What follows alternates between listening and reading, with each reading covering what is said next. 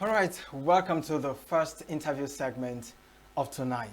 All right, you remember we have two interview segments where we discuss things, going on. And today happens to be one of those special days. Today is International Day of Persons with Disabilities. And that's what we shall be looking at. And we have a guest that will be helping us to discuss that. Now, today being an International Day of Persons with Disabilities is set aside to promote the dignity, rights, and well-being of persons with disabilities and raise awareness about the benefits of their inclusion in all aspects of political, social, economic, and cultural life. Since the United Nations General Assembly resolution was adopted in 1992, proclaiming 3rd December as International Day of Persons with Disabilities, the day has served as a global reminder of the importance of ensuring that persons with disabilities are fully included and empowered.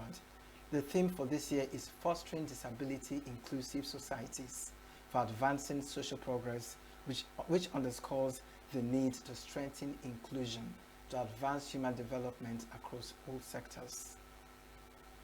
Still observing the International Day of Persons with Disabilities, we shall be having a conversation with someone very special that's in our midst today. I'm talking about Barrister Ozuode Chinelo, a legal practitioner. Hello, good evening, and thank you for joining us. Good evening, thank you for having me. Yeah, welcome to Signature Evening. Thank you. All right, so it's been a day. I know you've had a very busy day. I hope it wasn't too stressful to get here. No, it wasn't. A bit stressful though. Sorry about that. It's fine. All right, so tell me, how does it feel to be disabled? This is what not many people understand or can relate. But how does it feel to be one? Thank you very much once again, and good evening to the audience. Well, like we all know, it doesn't feel good at all. Disability is something nobody prays for. It's an unforeseen circumstance that can hit anybody at any time. Most of us weren't born disabled. We met it, the course of life. So living with disability has been very challenging. Ordinarily, living without disability, and as an able-bodied person, life is tough on its own. Talk less of when you're doing life with either one or two disabilities. Some persons have double. Some are visually impaired and some can't also work at the same time. So whether it's one or two or multiple, disability on its own is not something good at all. But what can we do? That's where we found ourselves, and we're struggling, moving forward and seeing how we can survive with it. Yes. All right, thanks for your honest reaction to that. But then, as someone that has lived with this experience, what truly can you say is the barrier, that is depriving citizens and the government, from including disabled people into the day-to-day affairs of the society? We know that in Enugu State, the commission, we have something like that. I was just Disability Commission. Yes, the 14th of November. Yeah, which is really, really commendable to the governor, to the government as well. Yeah.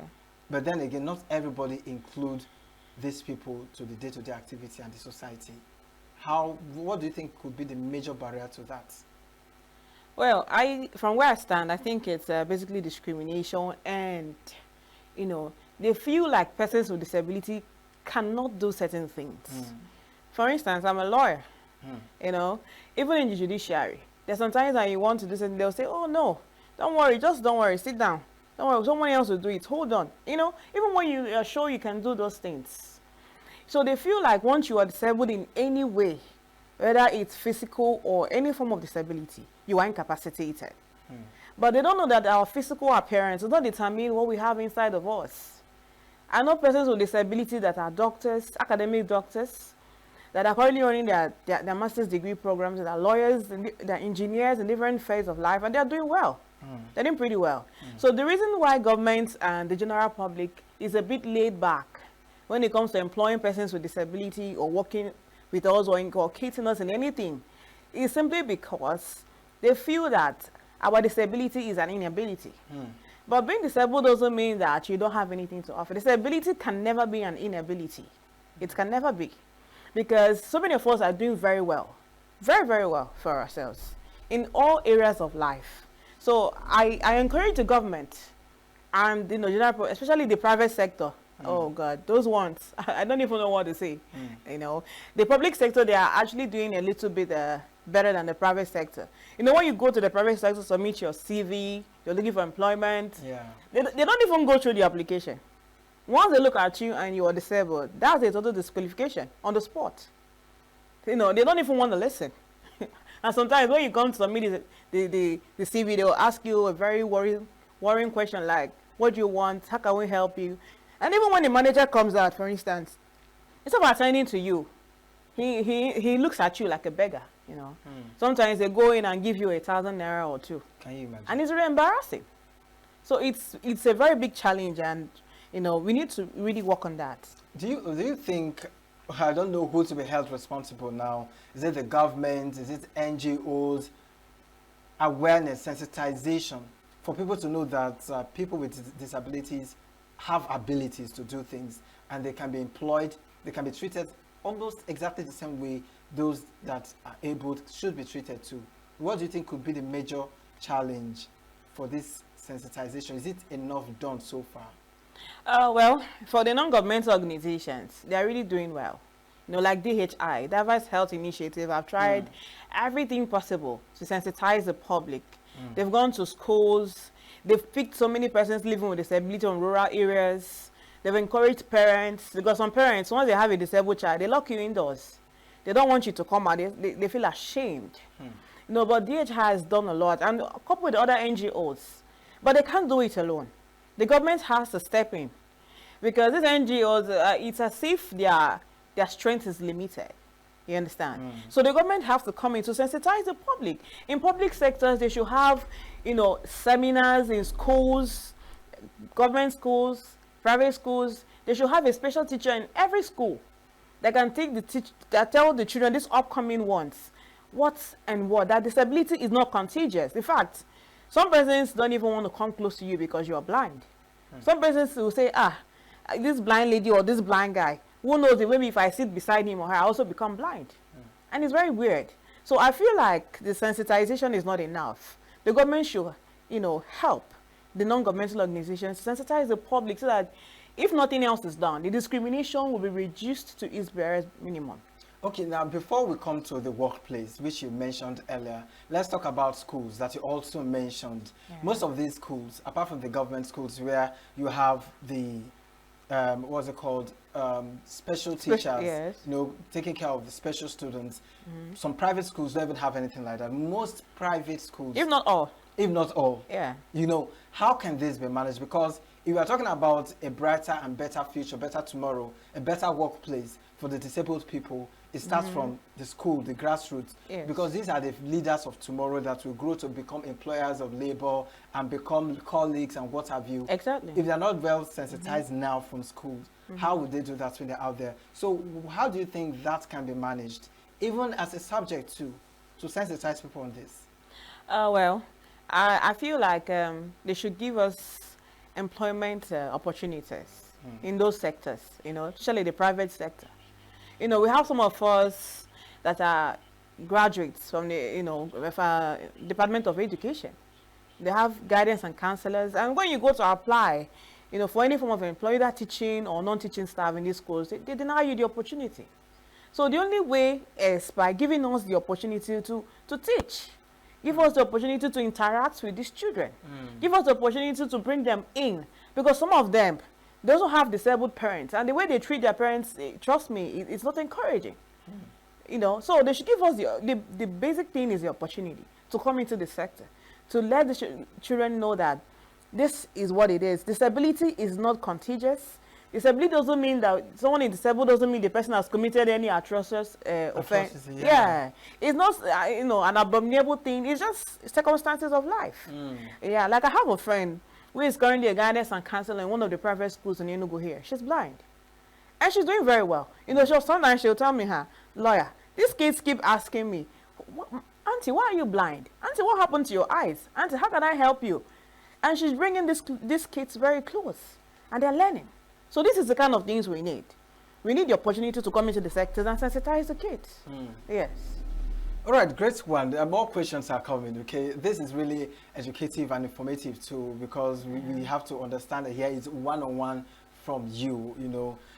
Please stay with us. We'll be jumping up for a short break. Don't go nowhere. We'll be right back to continue this interview. Welcome back. We're still on the International Day of Persons with Disabilities, and we have our guest here that's been helping us, you know, to understand what it means to be disabled. You know, some of the things that on a normal day, you may not really have someone to share it with you, but she's willing, you know, to talk about it. And that brings me back to you, Barrister. Let's get to hear the challenges the disabled man face on a normal day. How contributive are citizens to it? And how can citizens be helpful in the face of those challenges as a disabled person? Thank you very much. Honestly speaking, those challenges are numerous, you know, ranging from the political, the socio-economic, the financial challenges, abuse, discrimination, like it's too much. But the one that really hurts us, you know, the most is that of the discrimination and abuse, you know. You know, when it comes to the political arena, you're not given the opportunity to vie for any position. Once you're disabled, who is even going to vote for you? Like, how will you even get the money to purchase this, our forms for these parties that are very exorbitant? See, it's a very big problem. And even if you manage to get the money, how will you even canvass for the votes? Many persons will be looking down on you, this man with disability, or this man with, what can he or she offer? Not knowing that what you carry is inside of you, not the physical look in any way. Coming to the socio-economic and the financial aspect of it, we go through a lot. Most of us are unemployed. Majority of us are graduates, but very few are employed, just a handful. And you know, living your life as an average Nigerian that is unemployed is really very worrisome. Like, it's challenging because of the high cost of things. You pay your rent, you take care of your medical bills and everything, and then not to talk less of living with disability and you are unemployed is a very big challenge. I'm honestly, like, I'm pleading with the government to look into this, because we can't just go to school, spend the money, buy these expensive gadgets we use in studying. For the blind, they buy a lot of things, laptops, recorders, and everything. And then at the end of the day, most of us graduate with first class, 2-1, good results, but no job. It's a very big challenge. And then, you know, coming to the society, they're not helping us at all. Although, you know, 1 or 2 persons, you know, they're beginning to adjust. But majority of them have not really gotten, let's say they've not really understood the plight of persons with disability, or they just don't want to understand. I don't know which of them is the problem. But we are pleading that they should assist. Once you see a person living with disability, reach out to him or her and know how you can help, because it's not easy. You know, as I was coming back this evening, a man living with, you know, with a physical challenged man, someone aided him to the vehicle, and unfortunately, he had an accident. So, please, I am pleading to the society, the general public, the government, everybody, please help us. The media as well. In any way they can play a role, they should do, so that we can be able to reach out to people and see if sensitization will help us reduce the challenges we are facing. Wow, that's a lot. That's a lot. Now let's look at it from the angle of employment, which is really, really important. We know how the rate of unemployment is increasing by the day in Nigeria, and this is coming from people that are abled. Even where you have first class and what have you, you know, people that graduated with first class, they're still struggling to be employed, let alone a disabled person. And with the rate of discrimination, how can this be managed? Do you think the government should have some sort of is it a bill, something that there's an act regulates, you know? Yes. Is it even implemented? Yes. You know, Enugu just domesticated theirs December 14th, if I'm not mistaken, I think last year. No, sorry. It was domesticated in 2023. Okay. Yes, it was domesticated sometime in April 2023. Some other states have domesticated theirs, like Abia and a couple of other states. Why some are yet, you know. So it's a good thing that you're a barrister. So let's come in from the legal angle now, from the lens of a legal practitioner. If you are qualified for a job, or you apply for a job as a disabled person, you know you have all it takes to be called in for an interview. And maybe you were called in, and from the way you were treated, you could tell that based on your disability, physical disability, you were disqualified. Do you think if you maybe take it up to a legal case, do you think it's favorable? How do you think that can be managed? Well, the issue is how many of us will even take it up? Because if we eventually do, we can get justice. But most of us are very skeptical. They'll say, how can I challenge the government? You know, the governments are also in charge of the judges. They appoint the judges and do all those things. But fear is one thing that has held us down. The Disability Act and the disability law that have been domesticated in various states provides for 5%, employment, 5% for persons with disability. So if you are qualified for a particular job and you apply, and even if you were not called for an interview, maybe you have to be sure. Law doesn't deal with hearsay or feelings. Yes, or emotions. Yes. Yeah. You have to have a concrete evidence, substantial one. So if you have a substantial evidence that the reason you were disqualified is on the grounds of your disability, not because you didn't make the actual cut-off mark or you didn't get what was required of you, then you can seek for redress. You can seek for redress, and just like I said earlier, the Disability Act has given us a soft landing. And apart from that, the Constitution, Section 36, provides for the fundamental human rights, So, Section 36 is the right of a fair hearing. So you can seek for redress and you definitely get one.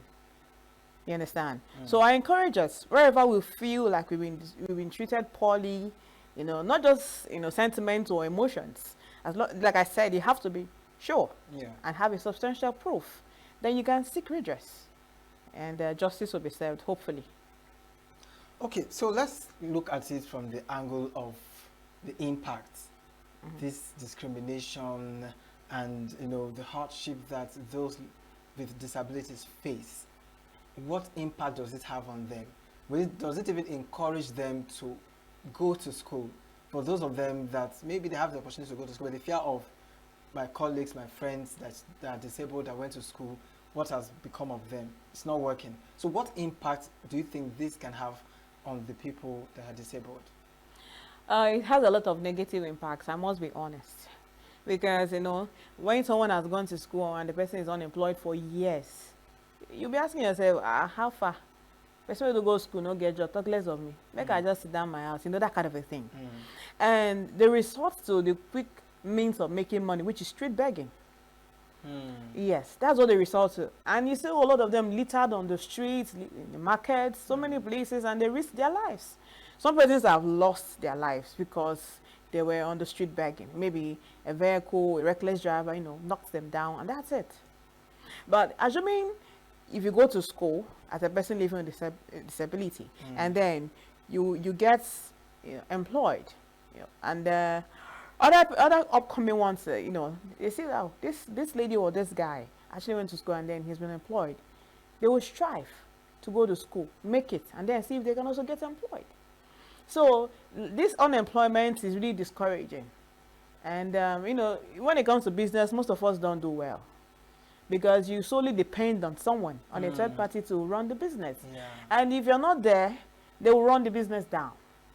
You see? So the only thing that we can do comfortably is working in the public or in the private sector.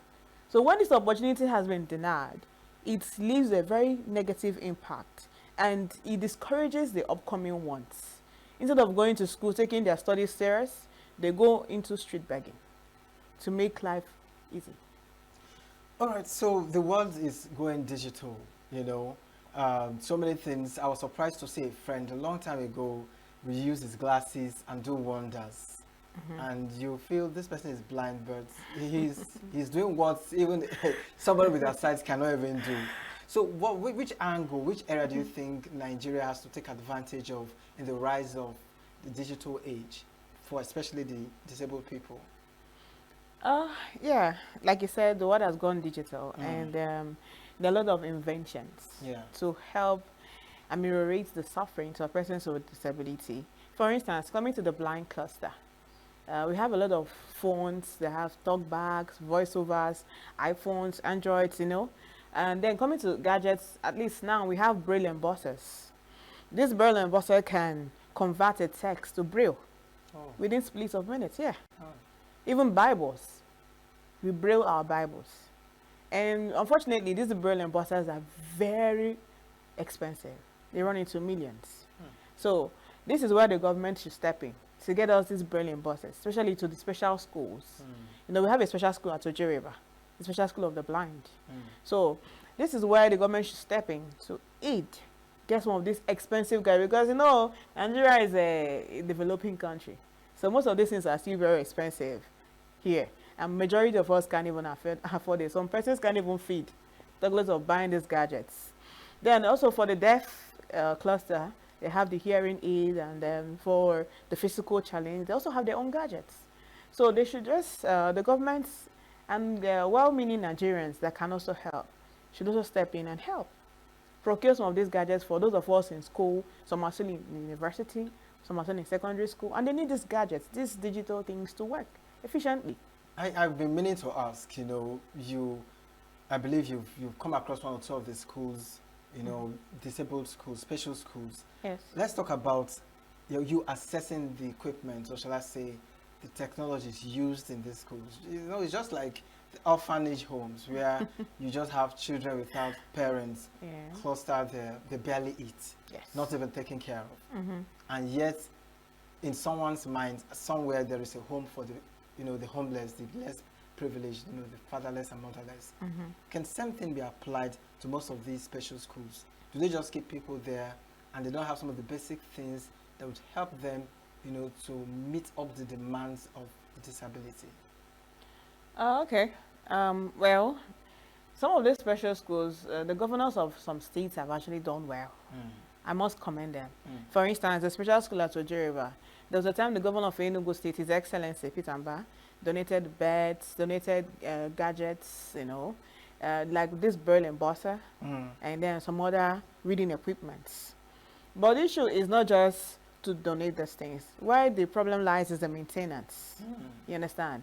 You can donate something, and then before you know it, if it's not properly cared for, or if the right person, if I should use that word, that's supposed to be in charge is not put in place, those things will go bad within a short while. So they should also look into it to make sure that people who are employed to handle these gadgets are properly trained. It's not just anybody that can just come and say, I can do it, I can fix it, you know. Before you know it, they spoil the whole thing. So they should also look at that area too, and also ensure that, well, like I said earlier, they've done well. They should also get us more, because one braille embosser cannot serve the whole blind students in Signaturetv special school.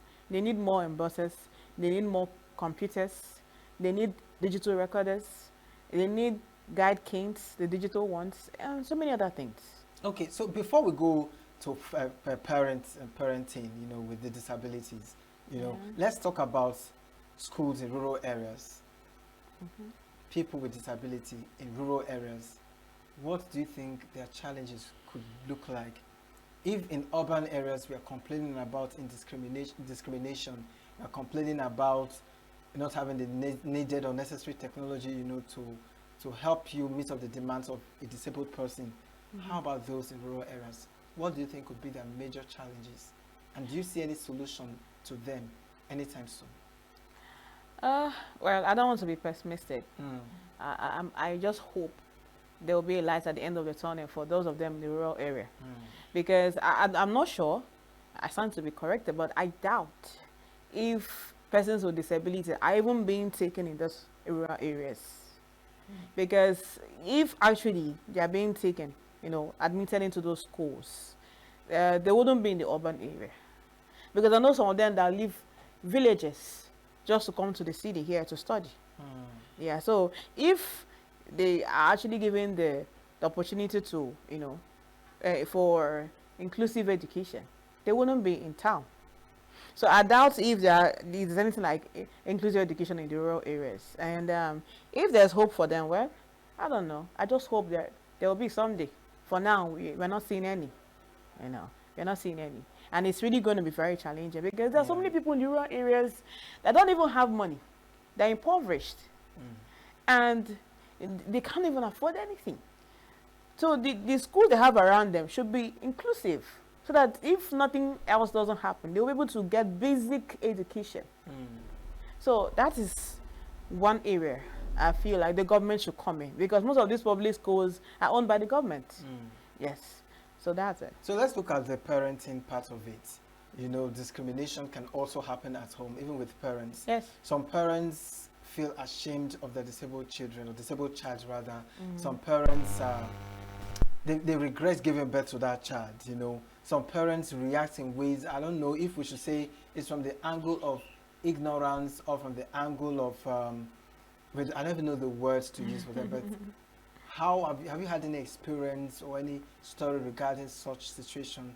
And what is your advice to parents that have disabled children? They may not understand these children. You are a disabled person and you know what it feels like, you know, for them as well, because you're in their shoe.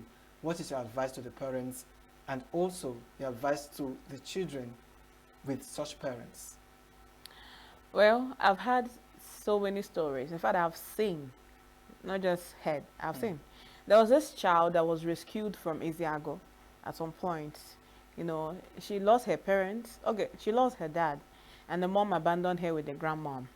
And stories had it that before she was, you know, rescued, stories said that when the grandma leaves for market, she locks the girl inside the room. You know, she gives her food. The lady, the small baby does everything, you know, whether it's excretion or anything. She does it inside that room. She doesn't come out. And, you know, when we got to hear about it, we went to the family, and they refused us taking that child. They said, you guys should not take my child anywhere. But if you look at this child that I'm talking about, was looking so malnourished, was very sick. Whoever scared if that child was going to survive. But God being so kind, she did. So some parents lock their children living with disability or their child living with disability indoors. And it's not good at all, because it's enough that that child is disabled. The self-esteem has been punctured.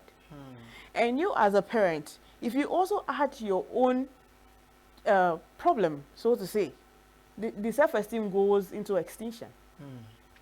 And so such child, when such child is, you know, eventually discovered and brought out to the public or wherever, they behave so timid because they've lost it all. So my encouragement and my advice for parents is, a child living with disability doesn't mean that that child is useless, no matter the form of disability. So many persons living with disability have gone to school. They've won scholarships. Some are in UK, some are in Germany, some are in US, and they're doing well. Some of them are married as well. So many visually impaired men and women marry sighted guys and sighted women. You understand? And that's another problem we have. Sometimes when it comes to marriage, the able ones will say, what will my parents say? This blind girl, this blind man. You know, when you bring the person home, the parents, they frown their face and they begin to make some gestures. You can't see. So at the end of the day, the man or the lady tells you a very long epistle, and that's the end. So it's not nice at all, trust me. If I begin to talk about it, we will not even go from here. So parents should allow their children to come out, to mingle, to learn, go to school. And they should allow their children to marry their choice. You understand? Even if your child is sighted as a man or a woman, and he or she has chosen to marry a blind man, or has chosen to marry a person living with any form of disability, just give them your blessing and allow them to move on. There's no need of being a stumbling block. And then to those kids, I just want to encourage them as well. They shouldn't give up on themselves. Life is challenging. In fact, life is not fair to anybody. So, but you don't allow your background put your back on the ground. You have to stand your ground and move on. Yes.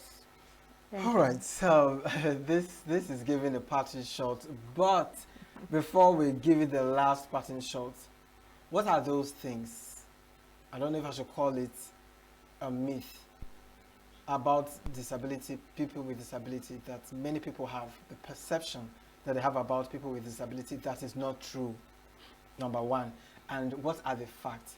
What are those things you don't like people to call you or address you or treat you as? Because people need to know this. This is not what we hear or learn every day. This is an opportunity, a platform for someone. Should you meet a disabled person tomorrow what should you do or say or not do? Yeah. Yeah, please tell us. Okay, thank you for that important question. One very pertinent thing that, you know, persons that are living without any form of disability do that I really don't like, and I'm very sure majority of us don't like it as well, is the fact that they feel like we have nothing, absolutely nothing to offer. When it comes to decision makings in the family, they will not even call you. They don't care. They don't even care whether you're the eldest or anything. As long as you're a person living with disability, your opinion doesn't matter. And I begin to ask myself, and I begin to wonder, does it mean that someone living with disability don't have anything to offer, really? And that's a very big no. We have a lot. In fact, most of us, when we reason, we reason even more than those that feel like they are able-bodied. You know, we provide more solutions than them. But because your parents, some parents will look at you like, what's this one going to say? They will not even call you in the first place. You know, and they, you know, some other persons also feel like because you're disabled, you're entirely useless. In fact, a friend told a guy told one of my friends, "Oh, I love you. You're very pretty. I love to marry you."